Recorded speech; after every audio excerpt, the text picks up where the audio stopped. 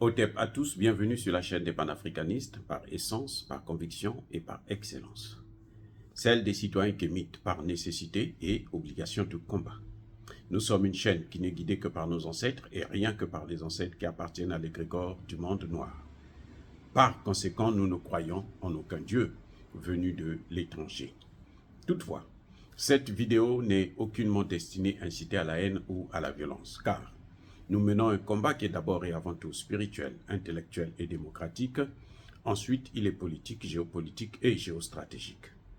Contre l'impérialisme, le colonialisme, le néocolonialisme et l'endocolona, qui sont tous qualifiés de crimes contre l'humanité. Nous menons ce combat sur la base du principe fondamental que nous avons hérité de nos ancêtres kémites, qui est celui de la Mahat, c'est-à-dire solidarité, vérité et justice. Vous êtes donc en droit de connaître la vérité et nous avons l'obligation de vous dire la vérité, rien que la vérité, afin que justice soit rendue au continent africain. Et ça, c'est notre modeste contribution dans cette noble lutte en faveur de la souveraineté, la dignité, la solidarité et l'unité africaine. C'est exactement ça que nous appelons le panafricanisme. Bien-aimés frères et sœurs, l'Iran monte en puissance. Ce 28 janvier 2024, pendant que les États-Unis, la France, l'Algérie et leurs supplétifs, leurs nègres de maison de la CEDEAO sont en train de préparer une guerre contre le Sahel et le golfe de Guinée, l'Iran a lancé 3 satellites à la fois. Et 3. Vous savez pourquoi c'est surprenant, c'est une prouesse? Parce que c'est la première fois que un pays puisse lancer plusieurs satellites en même temps. La particularité de l'Iran, c'est laquelle? C'est que l'Iran a lancé ces 3 satellites-là, sont des satellites de 10 kilos seulement. 10 kilos. Alors qu'ils envoient des satellites qui pèsent des tonnes. 10 kilos. Il y a moins de 10 jours, c'était je crois le 20 janvier dernier, que l'Iran a envoyé un satellite de 100 kilos. Donc, je crois que pour l'AES, et j'espère que le Premier ministre du Niger, qui est passé par là-bas, a dû négocier aussi cet aspect. Nous en aurons besoin pour l'information.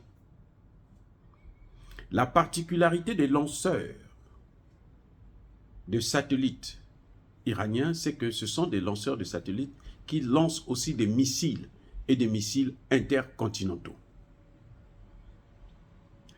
Je voudrais vous dire, vous informer aussi, que l'Iran a déjà le missile intercontinental. Depuis l'Iran, depuis Téhéran, l'Iran peut attaquer Israël. Et elle est suspectée d'avoir des missiles qui vont jusqu'à 5000 km. Donc, l'Iran peut frapper même la France. L'Iran est désormais une puissance militaire sur laquelle il faut compter. Quand on parle de puissance militaire, il faut compter avec l'Iran. L'Iran était, il y a quelques mois, à 90% d'enrichissement de l'uranium. 90. Là, je dis il y a quelques mois. Donc, au moment où nous parlons, l'Iran devrait déjà avoir l'arme atomique. Et c'est pour ça, rien que pour ça, que les États-Unis, depuis l'intervention d'Israël à Gaza, n'ont pas encore attaqué l'Iran parce qu'ils se disent qu'ils ne savent pas quelle sera la riposte. Eh oui, les gars, Quand cette guerre a commencé au Proche-Orient, tous les médias français affirmaient qu'on va attaquer l'Iran. Personne n'ose attaquer un pays qui détient l'arme nucléaire. Je dis bien, je répète, personne au monde n'ose attaquer un pays qui détient l'arme nucléaire.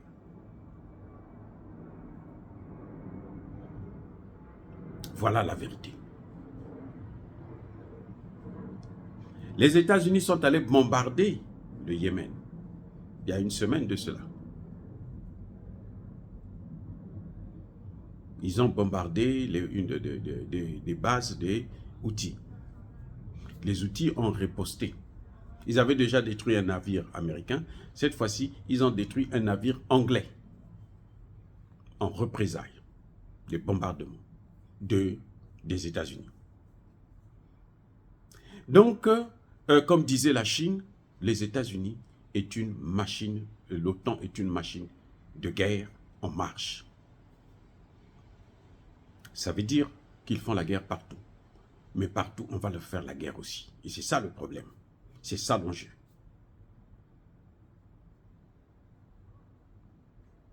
Donc l'Iran n'est plus... Vous savez que l'Iran s'est illustré avec les meilleurs drones kamikazes, fabriqués avec à peine, qui coûtaient 25 000.